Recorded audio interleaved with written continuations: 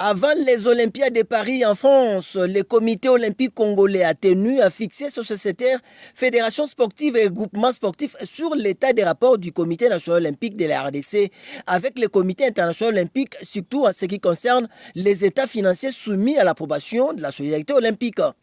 Ainsi, conformément à l'article 21 de ces statuts, le comité exécutif de la Fédération des fédérations de la RDC a convoqué une assemblée générale extraordinaire ce mardi 23 juillet 2024. Au salon présidentiel au stade des Martyrs de Kinshasa, 47 membres sur les 71 attendus ont été présents. Il s'ensuivra de l'appel nominal et de la vérification du quorum par le secrétaire général Alain Badachile Kayachi qui en même temps présentera le seul point à l'ordre du jour, la validation de la maison d'audit African Service qui désormais pour les 3 prochaines années veillera sur les finances du comité olympique congolais.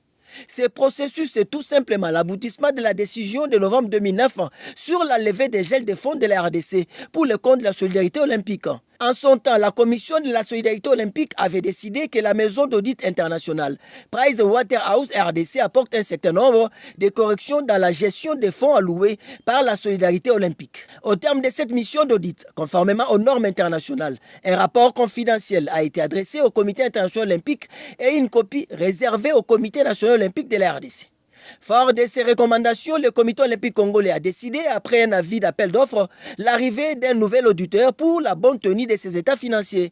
Maxel Mbayoki Tengue, président du comité olympique congolais, a tenu personnellement à présenter cette équipe d'experts comptables agréés dirigée par M. Jean Matondo Dioko qui aura un œil sur la comptabilité du comité olympique congolais. Bon, en fait, vous savez que depuis un certain temps, on avait l'embargo jusqu'en 2020.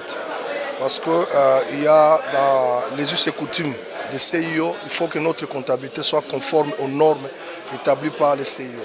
Ce qui fait qu'à l'époque, on n'avait pas une bonne comptabilité, on était sous embargo.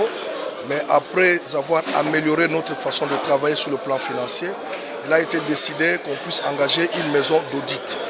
En 2019, on a engagé une maison d'audit avec laquelle on a travaillé. Mais le CIO a constaté que les logiciels qu'elle possédait, la maison d'audit n'était pas à mesure de s'adapter. C'est comme ça qu'il nous a été demandé de chercher notre maison d'audit, qu'elle soit validée d'abord par le CIO. Chose faite, la maison que nous venons de vous présenter, Africa Account, a été validée par le CIO. Alors il était important que les nouvelles auditeurs soient aussi présentés et validés par l'Assemblée générale qui est l'organe de décision.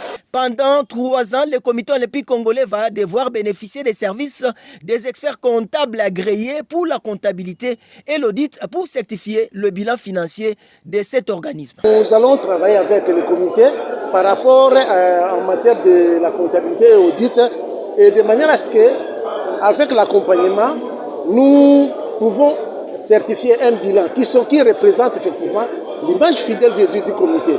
Parce qu'on ne peut pas envoyer des états financiers au niveau international sans que la main de l'expert comptable puisse passer.